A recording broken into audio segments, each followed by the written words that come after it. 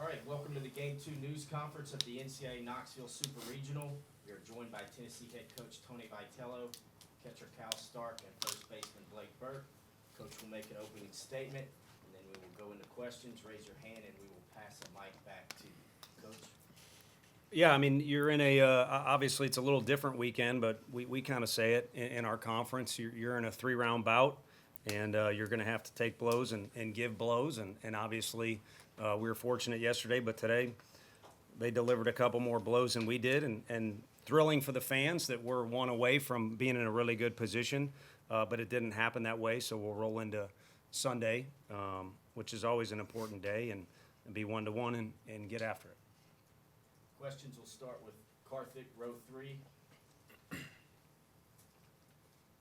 you guys had 3 hitless innings for them to start off the game, and then the 4th, 5th, 6th inning, I think they had like 11 hits for 10 runs. What do you feel like changed after the first 3 innings? You know, I don't think anything drastically changed. I mean, they got a good lineup, and they're certainly going to compete.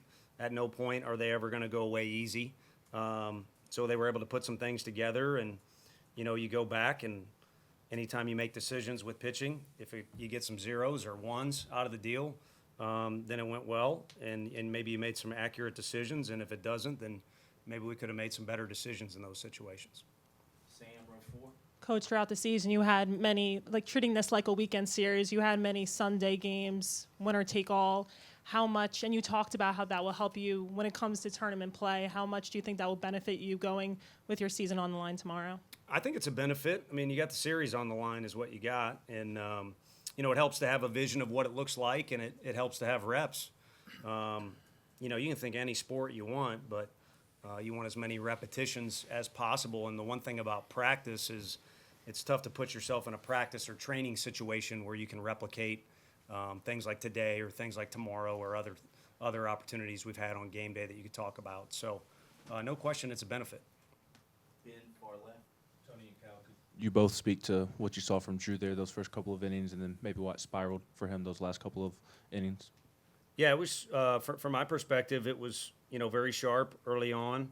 I think the biggest thing, you know, a couple times you're trying to be careful with guys, and you know, it gets sideways, whether it be with a base open or particular situation. And I can't speak for Drew, but that's, you know, the only thing that really stood out to me.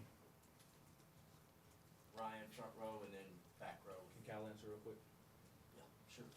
Yeah, no, I thought he looked good early on. You know, I thought he made really good pitches. We just couldn't find that put away pitch, and that's just how it goes sometimes. Cal, what gives you confidence that this team will respond well tomorrow and get it done? You know, like we've talked about, we've done it. We've been in a lot of 1-on-1 series throughout the year. So you know, we know what it looks like. We know how to treat the game, stuff like that. So just keep that same mentality coming back to the field tomorrow. Hey, Tony, with the way that your runs came early, do you think that impacted the at-bats in the middle innings, trying to swing too hard maybe? Nah, they switched pitchers, and you know, it took us a minute to adjust to making a guy get in the zone, and then also the tempo of what he had going on. So if anything, you'd like to look back and maybe adjust a little quicker, have a plan immediately, who you're facing. But other than that, I don't think there was anything to detract from that. You'll take runs any way you can get them. But, you know, it'd be nice if there's some guys on base when you hit homers, but it's the first inning and it went down the way it did. Kind of a unique situation. Paige, then back to Ryan. Blake, yesterday Hunter said that the mindset really is just to keep the foot on the pedal, and then offensively something will change. Obviously in the 9th inning, you know, you're getting the crowd awake over there at second base. Just kind of how much did you guys lean into that mindset to give yourselves a chance in the 9th inning, and how important is it to make that transition maybe earlier in the game tomorrow?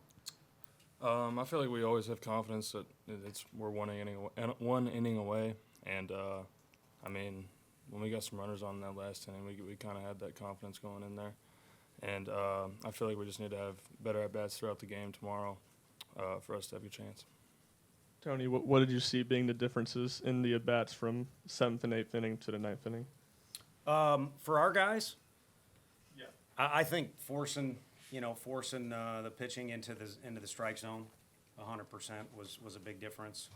And then a little bit of adjusting, where you're trying to strike the ball, above, below, whatever it might be. But I think the biggest thing was commanding the strike zone as best as you can at the plate. Being the Gentry. Tony, how was Xander's leg, I guess, after the line drive he took last weekend going in tomorrow, and kind of what do you envision pitching-wise for tomorrow? Yeah, he's good. I mean, he obviously took that shot, was pretty good, and was bruised the next day, but it was kind of, that Monday it was all laughs, at least. I don't think it was laughs for him, when it occurred, and I'm sure it stiffened up at some point, but has kind of been a non-issue for the week, and that's our guy in the locker room. It's our guy on the field, so he's got the ball, and we'll worry about the rest later, but I don't think we've done anything to gas anybody out this particular weekend. Tony obviously came up short there at the end, but how important do you think it was to get that rally going in the ninth? You also forced them to make a pitching change there at the end and maybe get some momentum for tomorrow. You'll take a win anytime you can get it, so I'm sure they're elated on their side, but it helped more than our guys. Our guys are too young, and they're too competitive, and they're upset right now that they get left on deck or they could have made some damage. But when it is a true three-round bout or a true series in the SEC, every little thing counts. And fortunately this year we had benefited from it, but there's also some series where we made it tougher on ourselves or not able to come up because of different pitches or innings that are involved in that. They all have weight to them. Obviously the game ended in the ninth inning, but I think it helped more than our players will even know. Eric, far left and Page. Cal, I know you guys always have confidence in all your guys, but Xander's pitched so well of late. What gives you more confidence that he can come through again in this, do or die situation? I mean, like we talked about earlier, the 1-1 series, he's been the guy to throw on him. So he knows what it's like. And he's been that guy every time we've had a series on the line. So knowing that just gives the whole team just an extra boost of confidence that he can go out there and throw it well. Tony, against Southern Miss, you mentioned that maybe you brought too much attention to the dugout yesterday. Evansville thought they weren't loose enough. Kind of felt like the scripts flipped a little bit today. Did you feel that there was tension in the dugout that got in the way until that ninth inning? Not for us. I think frustration at certain points. You want to be winning the game, and there's kind of a flow to it. But, you're out there during BP. To me, both times they've showed up to the park loose. Anytime I've seen them on video, and then I think that's, kind of a unique thing about our group is they play with a lot of intensity, but for the most part, are mature enough to manage that and stay loose. So each game's got its own flow to it, and there's ups and downs throughout the course of the game. But if anything, I'm trying to follow these guys' lead as opposed to direct them. That's kind of how this year's gone, fortunately. Well, you guys being the number one team in the country all season long is the same narrative. Does tomorrow's game weigh a bit more then for you guys? Meaning, if you guys lose, it could be another unsuccessful season for you guys? No, there's no way it's not a successful season. And the whole, basically the way the numbers go is we don't need to worry about anything other than tomorrow. But the numbers go, we want to play at home. You'd like to be playing, first of all, in a regional. And then if you can, you'd like to be playing. And if you're fortunate enough to get to a super regional, then it's a race to 2 wins, and that's really all it is. And you could, if you're bored and you're on your phone too long, or you get involved in social media chats, which will be up for you all, not our players, you could paint all kinds of different pictures tomorrow. But really what it is we're fortunate to host Evansville, one of the best teams in the country, and we're trying to win the series tomorrow. Last two, Casey, then Ryan. Coach, you mentioned how every game has a flow up and down. How much of momentum would you say is in your control and is in this team's control, and how much of it is just kind of a little bit up to chance?